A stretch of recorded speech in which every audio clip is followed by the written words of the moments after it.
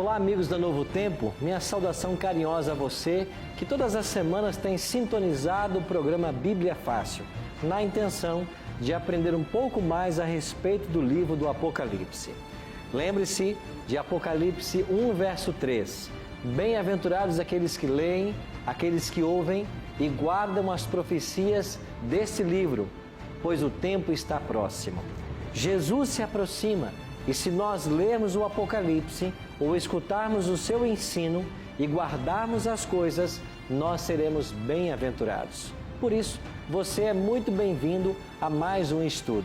Nós estamos aqui em São Paulo, no Cevisa, com um grupo de amigos que vieram de vários estados para participar desse momento especial de estudo da Palavra de Deus. Eu queria convidar você a tomar a sua Bíblia e a se juntar a nós neste estudo que hoje vai abordar o capítulo 7 do livro do Apocalipse. Nesse capítulo, o tema que nós vamos estudar é o tema dos 144 mil selados. Este é um tema muito controvertido no meio cristão, com várias visões, várias interpretações, mas nós vamos deixar que a Bíblia fale por si mesma e vamos compreender o que Deus tem para nós com relação a esse assunto. Antes de começarmos o estudo, vamos mais uma vez orar, pedindo a bênção de Deus para que compreendamos o que agora será lido. Bondoso Deus e Pai, suplicamos a Tua bênção e a Tua ajuda ao estudarmos agora Apocalipse capítulo 7. Que o Teu bom e Santo Espírito nos conduza e que nós venhamos a compreender a Tua vontade para a nossa vida. Abençoe também a cada amigo que está em casa, sintonizado no Novo Tempo, que eles partilhem também das mesmas bênçãos que nós. Por Cristo nós te oramos. Amém. Semana passada, nós estudamos a respeito dos 7 selos do Apocalipse. E quando terminamos o capítulo 6, lá no verso 17, terminou com uma pergunta: chegou o grande dia da ira deles, e quem é que pode suster-se? Quem é que pode ficar de pé? Quem nesse momento será salvo? Aí o capítulo 7 aparece como um parênteses entre a abertura do 6º selo e do 7º selo para responder quem serão os vitoriosos. Resposta: os 144 mil. Então esse tema é um tema que tem criado muita controvérsia. Nós temos pontos diferentes, mas vamos deixar que a Bíblia nos oriente. O que diz a palavra de Deus com relação a esse tema? Antes de abrir-se o 7º selo, Jesus interrompe a profecia e dedica então o capítulo 7 para explicar quem serão os salvos. Vamos ler Apocalipse capítulo 7, verso 1. Por favor, meu amigo Renato. Depois disto, vi 4 anjos em pé, nos 4 cantos da terra, conservando seguros os 4 ventos da terra, para que nenhum vento soprasse sobre a terra, nem sobre o mar, nem sobre árvore alguma. Quando João contempla essa visão do capítulo 7, ele vai ver agora 4 anjos em pé, nos 4 cantos da terra. Veja, a terra não é quadrada, né? Mas a expressão cantos da terra é uma referência aos pontos cardeais, norte, sul, leste e oeste. Esses anjos estão segurando ou conservando seguros os 4 ventos, para que eles não soprem sobre a terra, nem sobre o mar, nem sobre árvore alguma. Por que é que os anjos estão segurando os ventos? Veja que há um momento até onde ele segura. Olha o verso 2. Vi outro anjo que subia do nascente do sol, tendo o selo do Deus vivo, e clamou em grande voz aos 4 anjos, aqueles aos quais fora dado fazer dano à terra e ao mar, dizendo: não danifiqueis nem a terra, nem o mar, nem as árvores, até selarmos na fronte os servos do nosso Deus. Esta expressão, até selarmos, indica que uma vez que o povo de Deus for selado, os ventos serão soltos. Mas o que é que significa esse soltar dos ventos? Os anjos seguram os ventos. E o que é que significa quando eles soltarem os ventos? Lá no capítulo 4 do profeta Jeremias, ele explica melhor o significado de ventos em profecia. Olha o que diz Jeremias capítulo 4, versos 11 a 13. Naquele tempo se dirá a este povo e a Jerusalém: um vento seco das alturas do deserto veio ao caminho da filha do meu povo, não para padejar nem para limpar, mas um vento mais veemente virá da minha parte. Agora também eu pronunciarei juízos contra eles. Eis que virá subindo como nuvens, e os seus carros como a tormenta, e os seus cavalos serão mais ligeiros do que as águias. Ai de nós, que somos assolados. Qual é a comparação que o profeta está fazendo aqui de ventos? Ele está comparando ventos às guerras. Olha a expressão que ele usa nesse verso: virá subindo como as nuvens, os seus carros, certamente as carruagens puxadas a cavalo, os seus carros como tormenta, como uma tempestade, os seus cavalos como águias que voam ligeiro. Ou seja, na Bíblia, a expressão ventos, ou segurar os ventos, é impedir movimentos bélicos, impedir a guerra. Agora, até quando esses anjos impedirão que uma guerra mundial se abata sobre o planeta?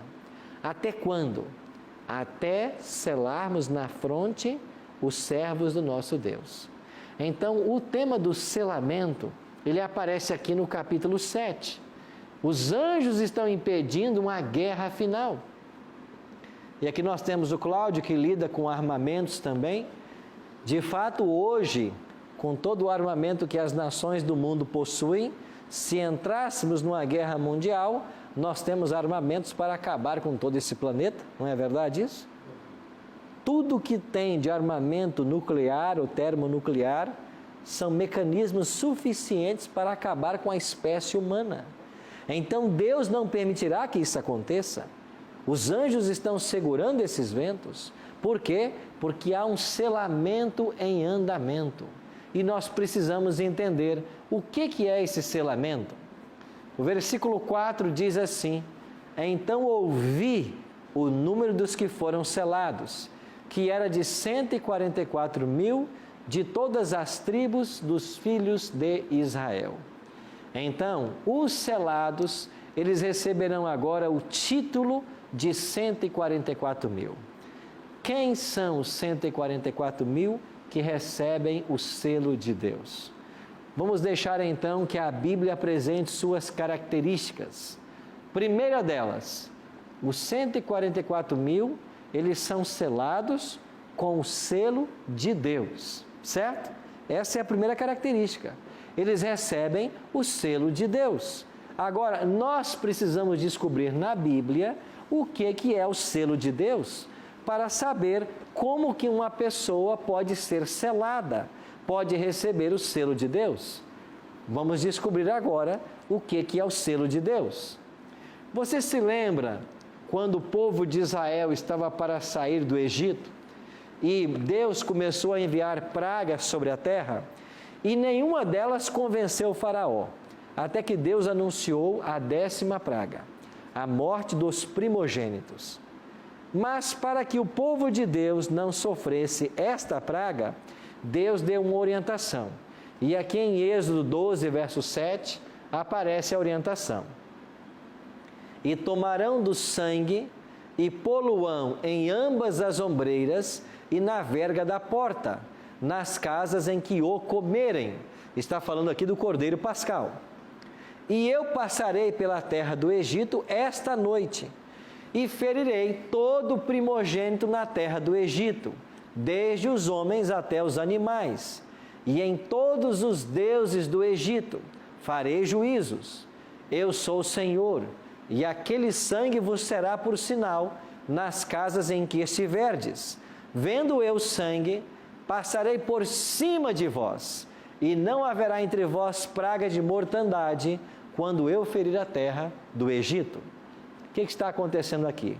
Deus vai enviar a 10ª praga, a morte dos primogênitos.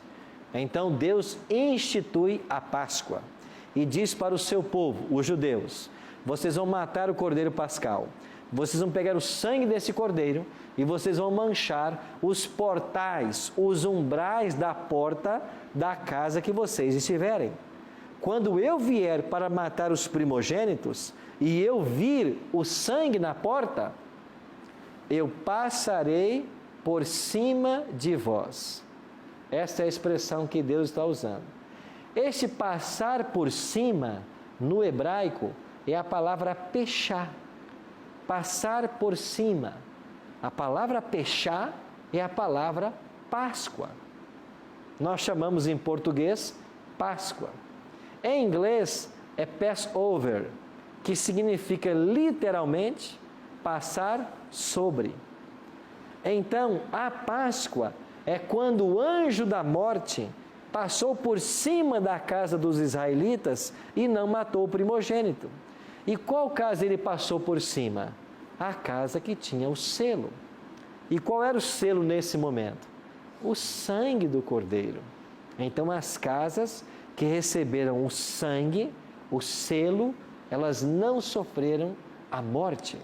Agora, lá no livro do profeta Ezequiel, no capítulo 9, nós temos uma outra experiência de selamento. Disse-lhe o Senhor: passa pelo meio de Jerusalém e marca com um sinal as testas dos homens que suspiram e gemem por causa de todas as abominações que se cometem no meio delas. E aos outros disse ele, ouvindo eu: passai pela cidade após ele e feri, não poupe o vosso olho, nem vos compadeçais, matai velhos, jovens, virgens, meninos e mulheres, até exterminá-los. Mas todo homem que tiver o sinal, não vos chegueis. E começai pelo meu santuário. E começaram pelos homens mais velhos que estavam diante da casa. Aqui nós temos em Ezequiel capítulo 9, uma visão também de selamento.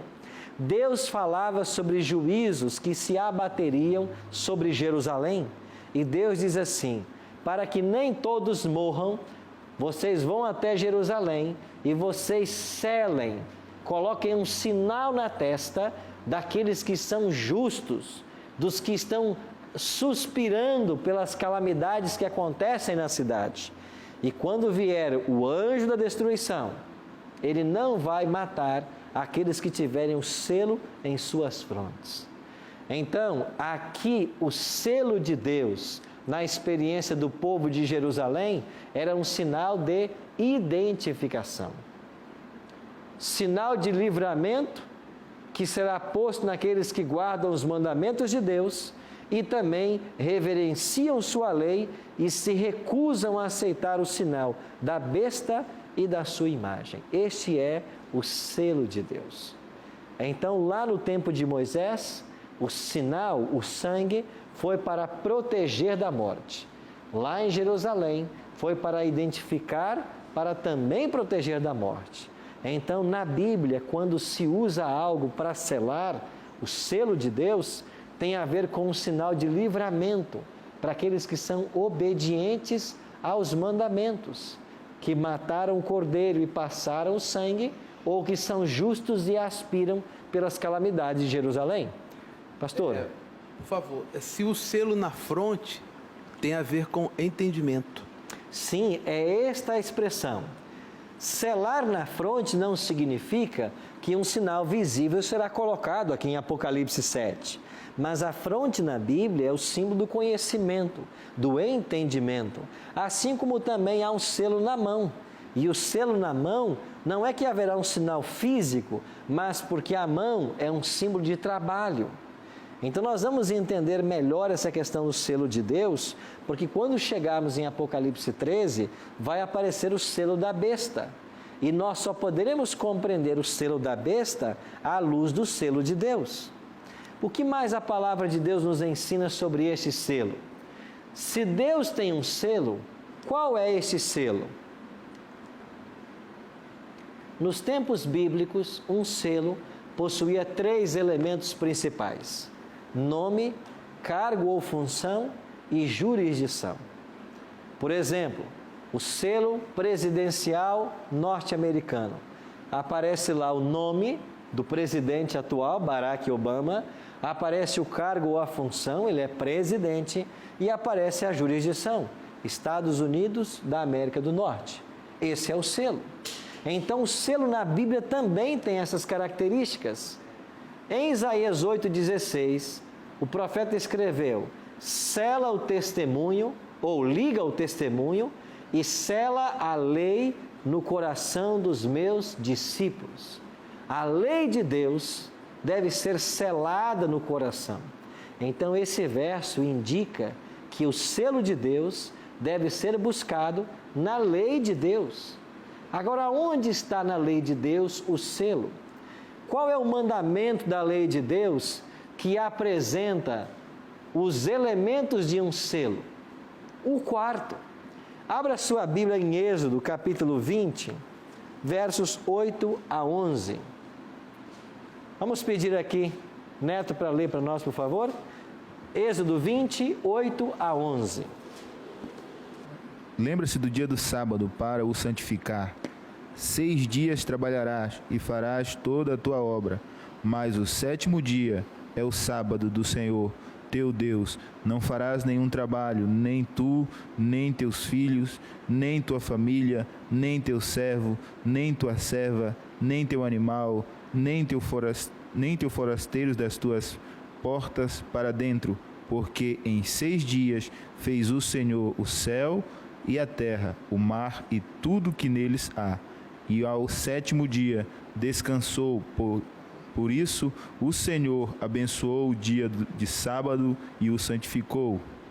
Olha que interessante. Um selo tem 3 elementos: o nome do possuidor, e aqui está dizendo: lembra-te do sábado para o santificar. O verso 11 diz: porque em 6 dias fez o Senhor Deus. Aqui está o nome do dono do selo. Qual é a função dele? Ele fez. Se ele fez, ele é o Criador. Ele criou céus, terra, mar. E qual é a jurisdição? É todo o planeta. Porque ele criou os céus, a terra, o mar. A jurisdição é este planeta. Então, o 4º mandamento é o único mandamento da lei de Deus que apresenta todos os elementos contidos de um selo. Não é isso que diz os outros textos e os outros profetas da Bíblia? Olha o que diz o profeta Ezequiel no capítulo 20, verso 20. Ezequiel 20, verso 20. E santificai os meus sábados, e servirão de sinal entre mim e vós, para que saibais que eu sou o Senhor vosso Deus. O profeta está dizendo: o sábado vai servir de um sinal entre mim e vós. O sinal entre Deus e seu povo é a santificação deste 4º dia. Agora, não adianta guardar apenas o 4º mandamento, nós temos que guardar toda a lei. E Tiago 2,10 nos explica algo interessante. Pois qualquer que guarda toda a lei e tropeçar em um só ponto, se torna culpado de quantos? Todos. Porquanto aquele que disse não cometerás adultério, também disse não matarás. Se tu, pois, não cometeres adultério, mas matares, estás feito transgressor da lei. Assim falai e assim procedei, como devendo ser julgados pela lei da liberdade. Tiago está dizendo: todo aquele que guarda toda a lei, mas tropeça em um só ponto, se torna culpado de todos. Então, o selo de Deus na Bíblia é o sábado, mas por extensão é a lei. Por isso Isaías disse: sela a lei no coração dos meus discípulos. Porque observar 9 mandamentos não adianta, temos que observar os 10. Então, quando eu observo os 10 mandamentos, inclusive o sábado, eu estou recebendo o selo de Deus. Por isso a palavra diz que hoje está havendo uma obra de selamento, ou seja, Deus está selando a sua lei no coração dos discípulos. E esta lei é selada no meu coração quando eu a obedeço. O que é que Cristo disse lá em João 14, verso 15? Se me amais, guardareis os meus mandamentos. Quando eu amo a Cristo, a expressão do meu amor é a obediência. Assim, nós já passamos então pela primeira característica. O selo de Deus está na lei, e a lei é como uma corrente. Se quebrarmos um elo, teremos quebrado toda a lei. Qual é a segunda característica dos 144 mil? Eles vão passar por um evento que nós chamamos de grande tribulação. Vamos para Apocalipse mais uma vez, capítulo 7. Vou pedir então agora, Janete, que leia para nós os versos 13 e 14. Apocalipse 7, 13 e 14. Um dos anciãos tomou a palavra dizendo: estes que se vestem de vestiduras brancas, quem são e de onde vieram? Respondi-lhe: meu Senhor, tu o sabes. Ele então me disse: são estes os que vêm da grande tribulação, lavaram suas vestiduras e as alvejaram no sangue do Cordeiro. Pois bem, Apocalipse 7 está dizendo que os 144 mil também passarão pela grande tribulação. Esta é a segunda característica. A primeira, eles têm o selo de Deus. Eles obedecem toda a lei como uma expressão do seu amor a Cristo. Segundo, eles também passarão pela grande tribulação. Mas que grande tribulação é esta? O texto que nós lemos de Apocalipse 7, 13 e 14, aí está. Agora, em Daniel, capítulo 12, verso 1, o profeta disse assim: e naquele tempo se levantará Miguel, o grande príncipe, que se levanta a favor dos filhos do teu povo, e haverá um tempo de angústia qual nunca houve, desde que houve nação até aquele tempo. Mas naquele tempo livrar-se-á o teu povo, todo aquele que for achado escrito no livro. Daniel está falando também do mesmo tempo de angústia. Vai se levantar Miguel, o grande príncipe, e haverá um tempo de angústia qual nunca houve. Esse tempo de angústia que Daniel profetizou é a mesma grande tribulação pela qual os 144 mil passarão. Agora, quando se dará lugar esta tribulação? Quando é que ela vai acontecer? Nós iremos para o intervalo e assim que voltarmos vamos situar este acontecimento na história da profecia. Daqui a pouco voltaremos.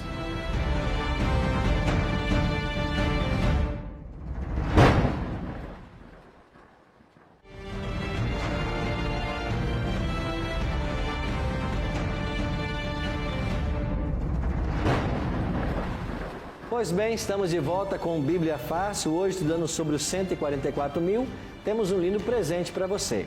Essa revista com todos os temas do programa foi preparada com muito carinho para você e sua família. Se você quiser, pode solicitar pelo telefone 0 operadora 12 21 27 3121. Ou então, acesse o nosso site novotempo.com/Bíblia Fácil.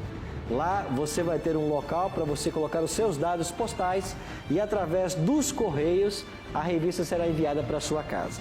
Aproveite que você está na internet também para curtir a nossa página no Facebook, facebook.com/BíbliaFácilNT. E eu quero convidar você também para visitar uma de nossas igrejas adventistas do sétimo dia em qualquer cidade desse país. Você pode acessar o site encontreumaigreja.com.br e lá você vai descobrir a igreja adventista mais perto da sua casa. Aos domingos à noite, as nossas igrejas adventistas estão estudando sobre o livro do Apocalipse e você vai poder participar de uma classe toda especial e compreender mais desse assunto. E lá você poderá fazer as suas perguntas, tirar as suas dúvidas, você será muito bem recebido. Aí está um convite todo especial para você e para a sua família. Terminamos o primeiro bloco falando que os 144 mil possuem duas características até aqui. Uma, eles recebem um selo de Deus, e nós vimos que o selo de Deus está na lei, é o sábado, mas claro que por extensão, toda a lei, porque não adianta guardar só um mandamento e quebrar outro. Então quem guarda a lei de Deus recebe o selo da aprovação divina. E vimos em Apocalipse 7, 13 e 14, texto que a Janete leu, que eles passarão pela grande tribulação.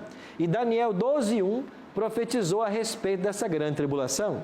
Agora eu queria pedir aos pastores aqui, ao pastor Neto e depois o pastor Renato, que falasse um pouquinho para nós sobre essa compreensão da grande tribulação, que partilhasse conosco o que vocês pensam sobre o assunto. Os justos de Deus, eles vão guardar os mandamentos. E naturalmente que um destes mandamentos é o quarto mandamento, o qual o justo hoje, por querer guardá-lo, já sofre hoje. Mas nós sabemos que vai haver uma contraposição de Satanás através da igreja instituída e do Estado. E haverá um decreto dominical. Vai ser baixado um decreto dominical estabelecendo que o domingo é o dia de guarda e todos aqueles que guardarem o dia de sábado, eles sofrerão uma grande tribulação, uma grande perseguição.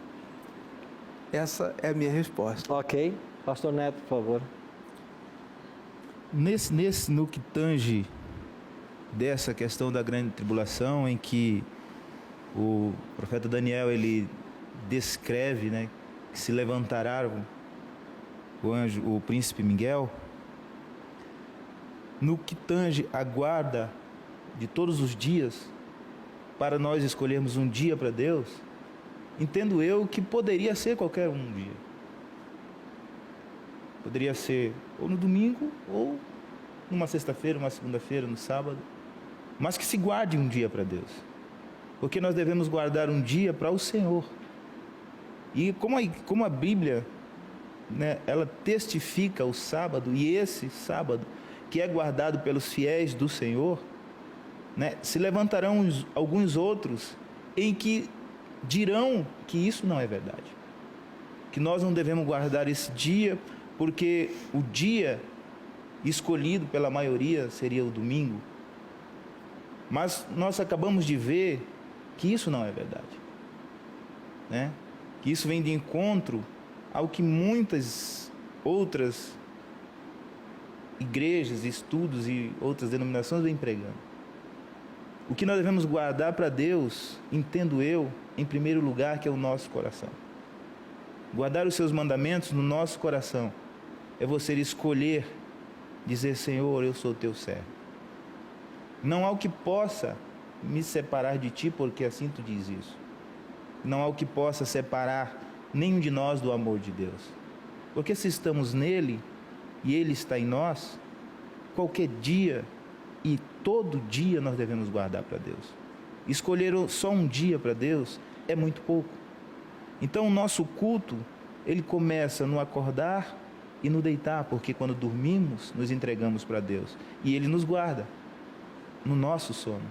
Mas quando acordamos, nós temos que começar a cultuar e guardar o nosso dia para Ele, seguindo os seus mandamentos todos os dias e todos os momentos da nossa vida. Então esse período da grande tribulação é que o homem esquece de guardar a lei do Senhor, o quarto mandamento de tirar um dia para Deus. Mas quando Deus fala, entendo eu, nesse tirar um dia para Deus, é que todos os dias pertencem a Deus. Ok? Vamos tentar entender o que a Bíblia ensina a respeito da grande tribulação. Quando vai ocorrer essa tribulação profetizada por Daniel e que os 144 mil passarão por ela? A grande tribulação, ela está situada no momento da história onde a porta da graça já estará fechada. Ou seja, quando se fechar a porta da graça, ou Jesus deixar o santuário, começarão a cair as 7 pragas. Será durante as pragas que os justos enfrentarão a grande tribulação. Nós ainda estudaremos aqui a respeito das 7 pragas. Mas quais os elementos que provocarão esta angústia? Quando vamos para Jeremias capítulo 30, e eu queria convidar vocês a lermos esse texto, o profeta vai usar uma expressão muito interessante, angústia de Jacó. Jeremias capítulo 30, dê uma olhadinha nos versos 5 a 7. Jeremias capítulo 30, versos 5 a 7. Assim diz o Senhor: ouvimos uma voz de tremor e de temor, e não de paz. Perguntai, pois, e vede se acaso um homem tem dores de parto. Porque vejo, pois, a cada homem com as mãos na cintura, como a que está dando à luz? E por que se tornaram pálidos todos os rostos? Verso 7. Ah, que grande é aquele dia, e não há outro semelhante. É tempo de angústia para Jacó, ele, porém, se livra dela. A expressão grande tribulação é o mesmo momento da angústia de Jacó.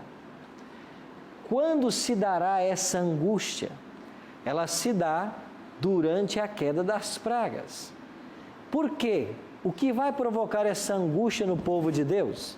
Eu continuo já, pastor Neto? Porque, pastor, durante esse período que o senhor acabou de falar, que se fecha as portas da graça... A porta da graça? Em que momento nós perceberemos que essa porta da graça se fecha? Porque a Bíblia diz que nós vivemos o período da graça de Deus e nos é dispensado essa graça pelo sangue do Cordeiro. Em que período vai acontecer e quando e qual será o sinal que nós vamos ter para entender, enquanto cristão, que se fechou a porta da graça? Ok. Em Apocalipse, dê uma olhadinha aí no capítulo 15 do livro do Apocalipse. A expressão fechamento da porta da graça, ela não aparece na Bíblia. O conceito, sim. Não existe essa expressão fechamento da porta da graça na Bíblia. Mas existe o conceito de que uma porta foi aberta. Lembra-se que João foi convidado a entrar numa porta aos céus? E Cristo aqui no Apocalipse, ele também se apresenta como aquele que tem as chaves da morte e do inferno. E quando ele abre, ninguém fecha. Mas quando ele fecha, ninguém abre. Esta é a porta da graça que Jesus abriu e um dia fechará. Quando ele fecha? Apocalipse, no capítulo 15, versículo 8, olha o que diz. O santuário se encheu de fumaça, procedente da glória de Deus e do seu poder, e ninguém podia penetrar no santuário, enquanto não se cumprissem os 7 flagelos dos 7 anjos. Aonde está Cristo nesse exato momento? Aonde ele está geograficamente falando? Ele não está num santuário? Quando Estevão foi apedrejado, lá em Atos capítulo 7, versos 54 a 58, Estevão não disse que viu Cristo à direita de Deus o Pai? Nós não vimos em Hebreus um convite, vinde, acheguemo-nos junto ao trono de graça, para acharmos socorro em ocasião oportuna? Cristo hoje está no santuário, ministrando ao favor dos seus filhos. Agora, o Apocalipse 15:8 diz que quando ele sai do santuário, o santuário se enche de fumaça e ninguém mais pode permanecer. Então, quando Cristo sair do santuário, terminou a graça. E o que acontece quando ele sai do santuário? Cai as pragas, porque é isso que o anjo disse. Ninguém vai permanecer no santuário até que se cumpram os 7 flagelos dos 7 anjos. Qual será o sinal visível que nós teremos de que Jesus deixou o santuário? A queda da primeira praga, que em Apocalipse 16:12 são úlceras malignas e perniciosas. Então, quando caiu a primeira praga, Jesus não está mais no santuário, terminou o tempo de graça e vai se cumprir Apocalipse 22, verso 11.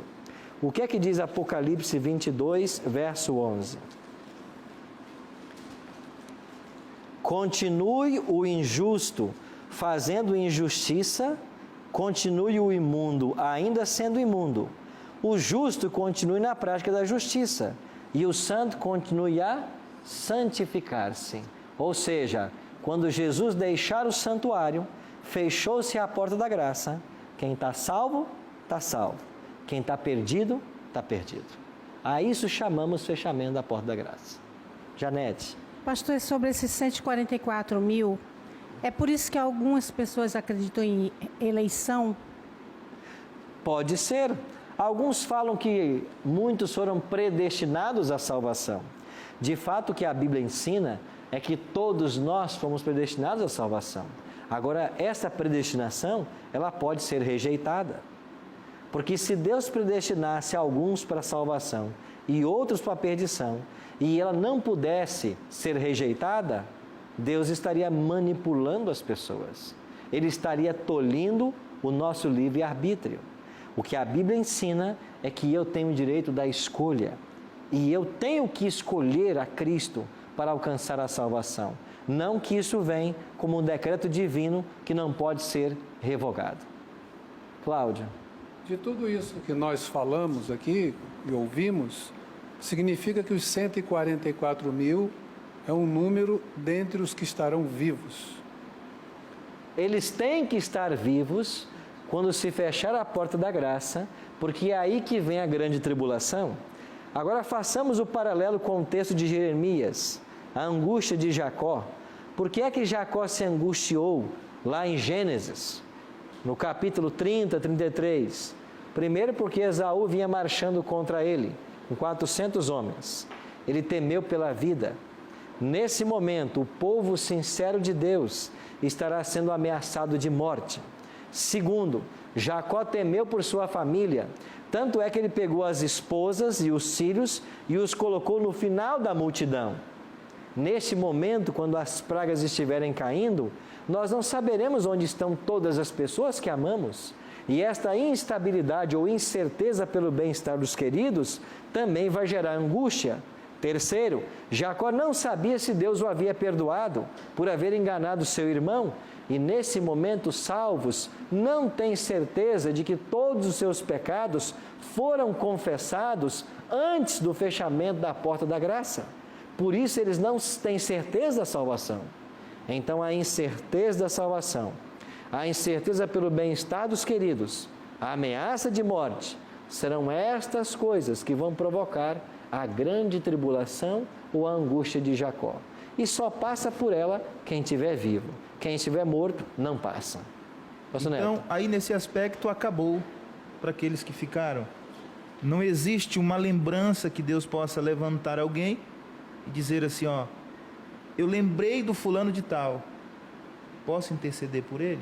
Agora não há mais tempo para intercessão, porque Jesus deixou o santuário, não há mais intercessor. Então todo o ministério que Cristo desenvolve hoje no céu é para a salvação das pessoas. Mas quem não aceitá-lo agora, e quando ele deixar o santuário, não há mais oportunidade de salvação. Aí o que é que lemos em Apocalipse 22, 11. Quem está salvo, está salvo. Quem está perdido, está perdido. Renato. Vou voltar ao assunto do decreto dominical, que eu gostaria que o senhor me esclarecesse. O decreto dominical, ele está anterior à grande tribulação. Decreto dominical, chuva serôdia e a terminação do Evangelho são eventos que terão lugar antes que Jesus saia do santuário. Lembra de Mateus 24, 14? Jesus disse assim, e será pregado este Evangelho do Reino por todo o mundo, então virá o fim. Antes que Jesus saia do santuário, o Evangelho será pregado. E no contexto da pregação do Evangelho é que virá o decreto dominical. Então, a grande tribulação está posterior ao decreto dominical e posterior ao fechamento da porta da graça. Quando chegarmos em Apocalipse 13 e 14, vamos estudar com mais detalhes o decreto dominical e você vai ver que não é ainda a grande tribulação. É um tempo prévio de prova. É uma tribulação, mas não é a grande. Mas não é a grande profetizada em Daniel. Obrigado. Ok? Então, os 144 mil quem são? Se eles passarão pela grande tribulação e se ela se situa após Jesus deixar o santuário. E quando ele deixa o santuário, quem está salvo não se perde mais, e quem está perdido não se salva mais. Então nós temos que concluir que os 144.000 serão todos os salvos que estiverem vivos quando Jesus deixar o santuário.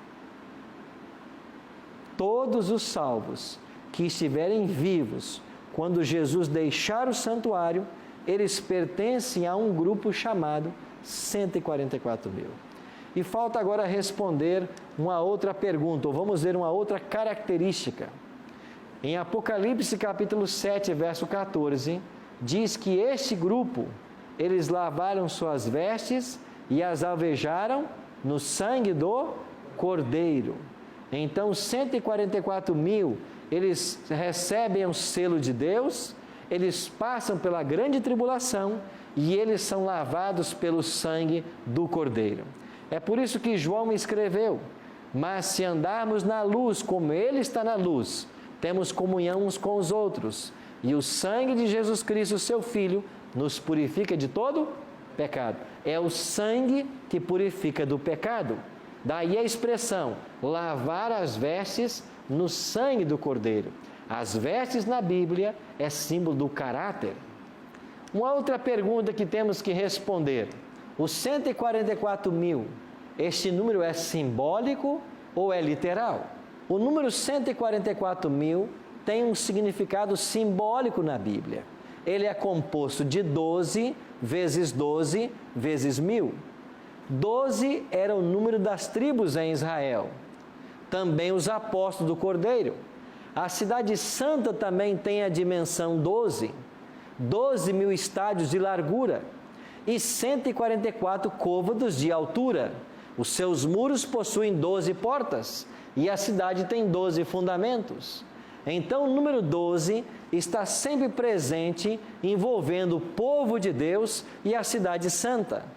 Assim, os 144.000 é uma representação do povo de Deus, daqueles que estarão vivos até a volta de Jesus. Alguns ensinam que eles se tratam, em Apocalipse 7, de dois grupos.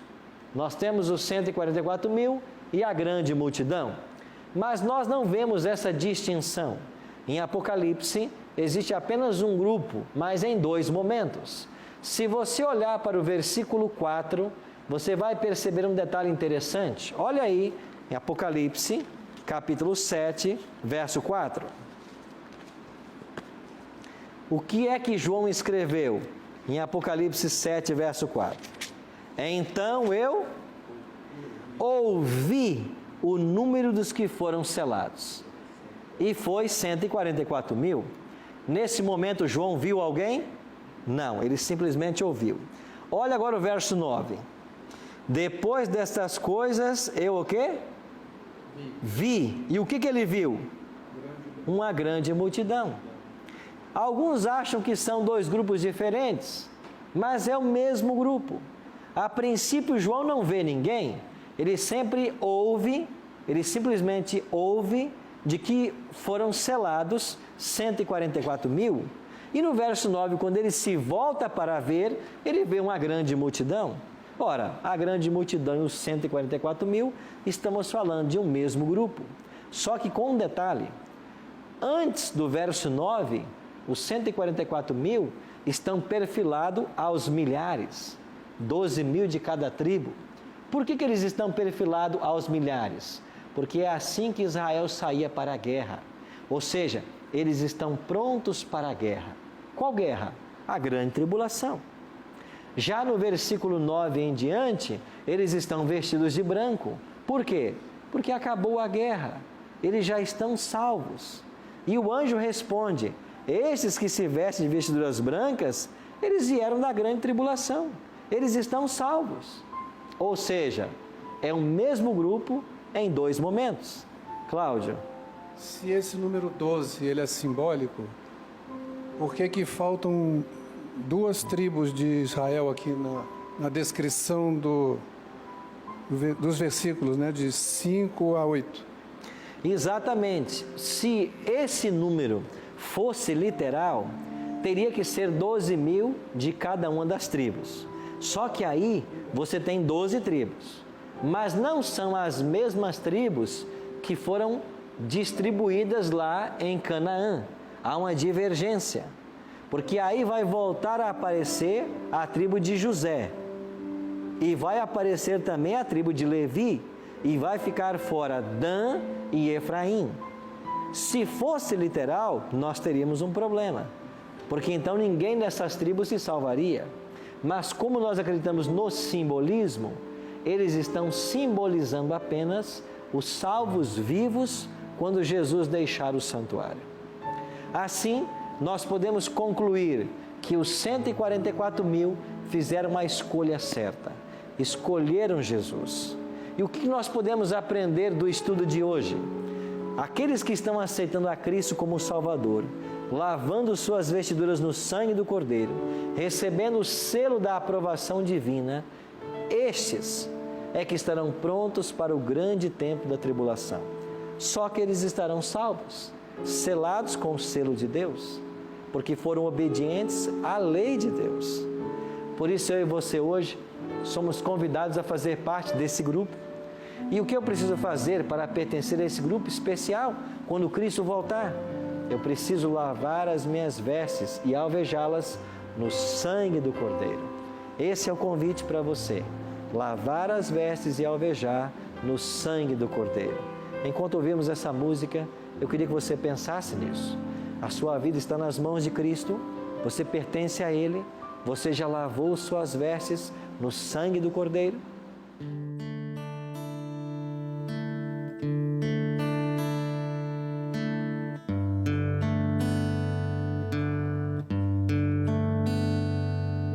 Busquei encontrar respostas para o mal que vi.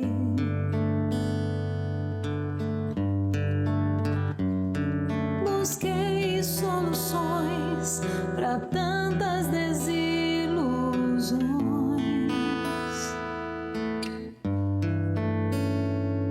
Mas quando perdi o medo de estar sozinho,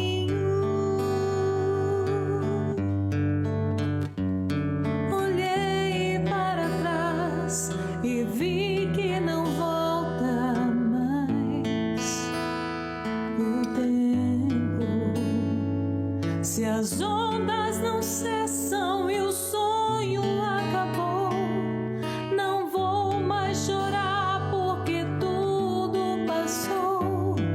Me sinto feliz, pois eu posso esperar. Carrego a certeza de ver Jesus voltar. Se o passado machuca e quer sufocar, a esperança que surge promete enxugar cada dor, cada lágrima. Veja reluz, novo céu, novo dia. Cristo já vem nos buscar.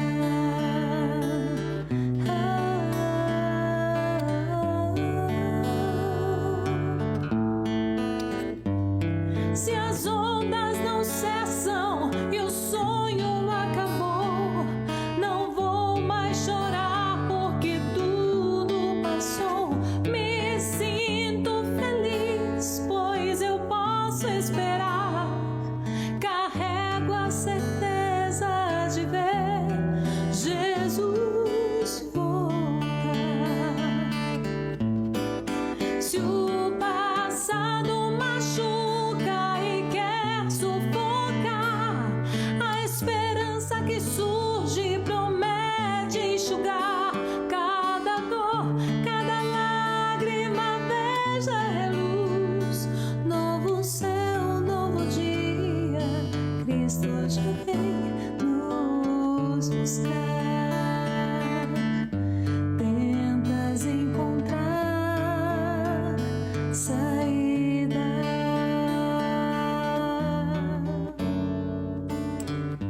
A mão de Cristo vai te segurar.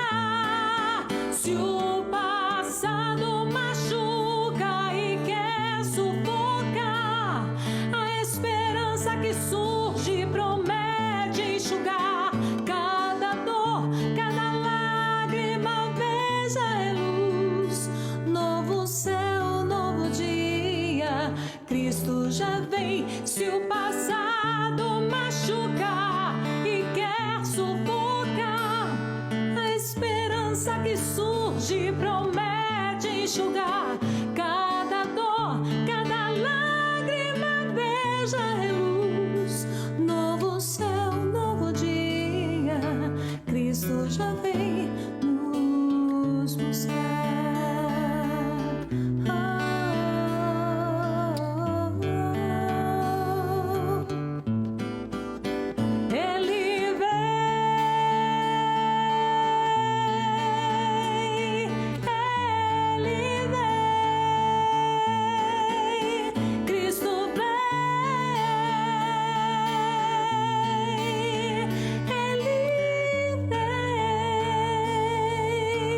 Cristo já vem nos buscar.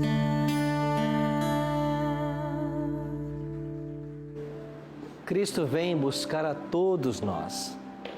Nós precisamos estar prontos para este que será o maior encontro de toda a história. E aqueles que ficarem fiéis a Cristo e estiverem vivos até esse momento, serão chamados 144 mil. Em Apocalipse capítulo 14, é ensinado também sobre esse grupo, e lá é dito que eles serão acompanhantes de Cristo por onde quer que Ele for, ou seja, uma comitiva especial de Cristo que vai estar com Ele para toda a eternidade. Que privilégio eu e você temos de sermos fiéis a Deus e participarmos desse grupo. Mas, mesmo se a morte nos chamar e não estivermos vivos até aquele grandioso momento, Jesus faz uma linda promessa para aqueles que o aceitam. Eu ressuscitarei no último dia. Há esperança para todos nós. Por isso, amigo, vamos colocar a nossa vida nas mãos de Cristo. Vamos tomar a maior decisão que o ser humano pode tomar, que é se entregar a Ele, e vamos nos preparar para esse momento. Se esse é o desejo do seu coração, ore comigo agora. Pai de amor, muito obrigado, Senhor, por todas as promessas maravilhosas da Tua Palavra. Obrigado por sabermos dos eventos que vão ter lugar na história desse mundo e da necessidade que nós temos de um preparo. Que o Teu Espírito nos conduza em cada momento e nos dirija, preparando-nos todos para a Tua breve volta. É a nossa oração, em nome e por amor de Jesus. Amém. Obrigado pela sua companhia no Bíblia Fácil dessa semana. Semana que vem nos encontramos para estudarmos as 7 trombetas do Apocalipse. Até lá! Bom, eu queria dizer para vocês que estão assistindo, assim como eu tive a chance de assistir também temporadas anteriores, creia, porque independente do seu pensamento, independente daquilo que você está considerando ou não, creia numa coisa, que nenhum de nós participantes aqui, desses 6 que compartilharam, os outros 5 comigo, nenhum de nós é ator, nenhum de nós fez um papel, nenhum de nós fez uma representação por estar na TV Novo Tempo. Tudo isso que aconteceu aqui foi uma manifestação do Espírito Santo nos nossos corações. Então, creia nisso. Mas mesmo que você não creia, o que eu posso lhe dizer é que é verdade e que tudo que está sendo revelado através desses programas e através da Palavra de Deus, principalmente, vai acontecer. Queira você ou não, se você crê ou não, vai acontecer.